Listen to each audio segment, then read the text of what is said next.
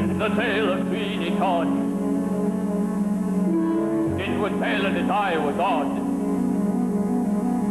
Shaved the faces of gentlemen who never thereafter were heard of again. He trod a path that few have trod, did Sweeney Todd, the demon barber of Fleet Street.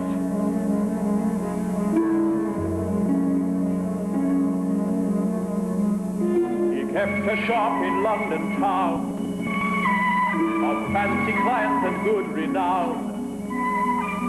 And what if none of their souls were saved? They went to their maker impeccably shaved. By Sweeney Todd, the demon barber of Fleet Street.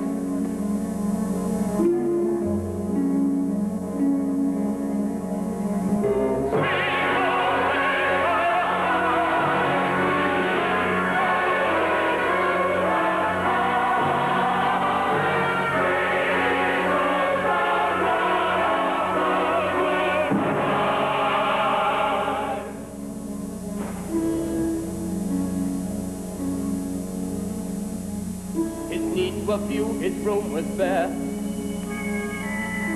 lavabo and a fancy chair, a bag of studs and a leather strap, an apron, a towel, a pail and a mop. What is this he without a nod? It's Sweeney Todd, the demon barber of Fleet Street.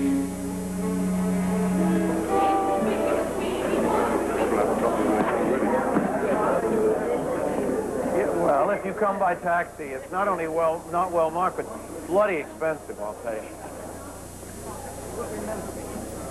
Yes, of course I do, Stuart. I saw your name on the thing. How are you? I'm glad you're here. Yes, I see, but I can get through that. I'm glad you're here. You look very well. Feel good. Pleased to be here. Good. Good. You bet.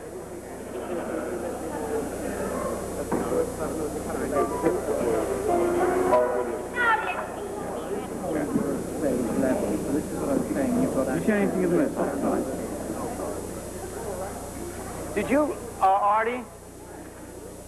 You or Artie should look through that and tell me if there's anything in there that, because you'll find out sooner than I will who everybody is. I should find out something fast, or is it going to be? Are we going to be here the whole time till we get into the theater? Yes.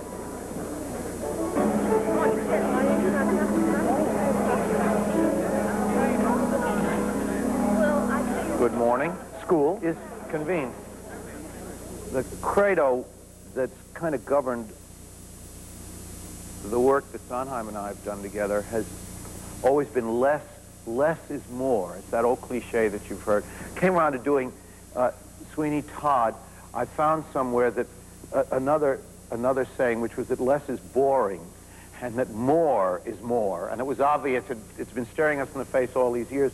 So we determined to go completely in the other direction and give more of everything than anyone had ever seen before. And Sweeney Todd opened at the Theatre Royal, Drury Lane, early this month. It's the fifth Stephen Sondheim musical that Hal Prince has directed. The others are Company, Pacific Overtures, Follies, and a little night music. Sondheim saw a production of Christopher Bond's play, Sweeney Todd, in London in 1973.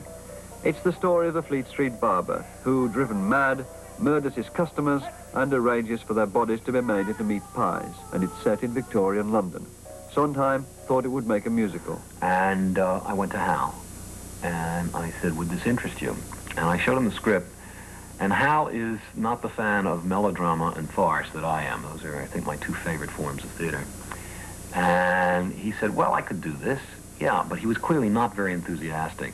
And when Hal isn't enthusiastic, I immediately doubt myself. And I thought, oh boy, I bet it's a terrible idea. And I just got overcome. the trouble was that I thought maybe he was making a mistake, that I was the wrong director for it. I mean, you know, I kept saying, get Frank Dunlop, old boy. He'll know how to give you that English, you know, all street stuff and the fog and the billy sticks along the grates and all that stuff. But I couldn't see beyond Sherlock Holmes or something like that. I don't mean it deprecatingly. I mean, that's the way it looked to me. And that's the way, so I worked on it with him, but that's the way it continued to look to me for over a year. it wasn't until we decided to encompass something larger, which is to say the class structure here, the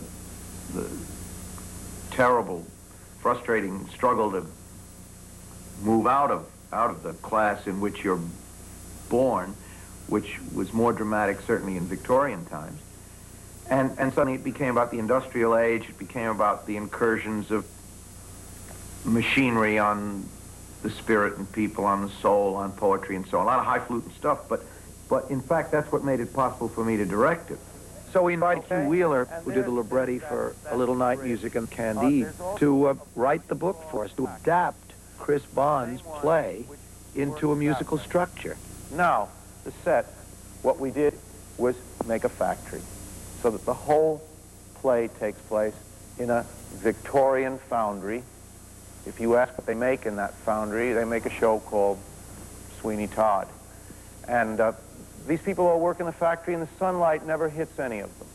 So they may be on the street. The sunlight is always diffused through a filthy glass ceiling, so that they never get touched by the sun. The rays of the sun are always diffused with dust and dirt, and these people are trapped in this foundry. The play is very simple, despite all that publicity about the size of the set and everything. This is the play. It's a nodule. It is the pie shop on its side. It's a staircase. It is Lovett's parlor on the other. Another thing that's thrilling is something we hit on. You know, the traditional thing of having the music and the orchestra underscore the moments of melodrama. Well, I asked for, because it was a factory, I asked for a factory whistle. It's the most chilling sound. You'll hear it, and it's quite alarming. The first time it goes off is right at the beginning of the show, and it has the effect of scaring the hell out of the audience. And you hear a terrible scream from a dozen people in the house, and then we get on with the show. Well, every time there is a murder, that factory whistle goes off, and every time there is some ominous presentment of shame, the factory whistle goes off.